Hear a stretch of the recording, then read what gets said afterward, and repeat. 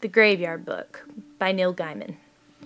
There was a hand in the darkness, and it held a knife. The knife had a handle of polished black bone and a blade finer and sharper than any razor. If it sliced you, you might not even know you'd been cut. Not immediately.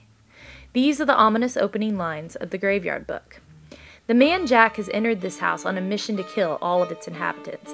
He has already murdered a mother, a father, and a young girl, and now he climbs the stairs in search of the last remaining family member, a toddler boy. When Jack reaches the boy's crib, knife out ready to kill, he finds that he's missing, for never was there such a boy for wandering. However, Jack has a seemingly supernatural sense of smell, and he hones in on the boy. The man Jack pursues the boy out the front door, down the street, and into a graveyard. The spirit of the boy's mother pleads with two inhabitants of the graveyard, Mr. and Mrs. Owens, to protect the boy and raise him as their own. They accept, and with the help of Silas, who becomes the boy's guardian, a being neither alive or dead, they successfully save the boy from an unfortunate fate. This graveyard is no ordinary graveyard. It is very, very old, and it houses over 10,000 souls.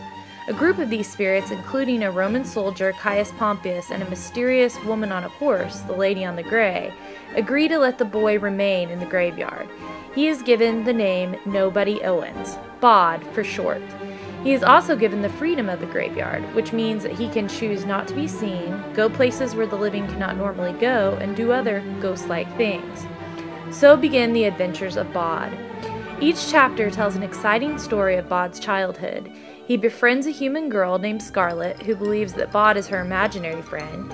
He receives lessons on the occult from his were-dog tutor, Miss Lupescu. He battles ghouls in a parallel world and befriends a witch who has been drowned and burned by her village. All the while, the man Jack spends years obsessed with finding the boy and finishing his job. Will Bod be able to remain safe in the graveyard forever? I highly recommend this book. It explores questions about death, friendship, family, and loss. It's about letting go and moving on. Ironically, The Graveyard Book examines what it means to live.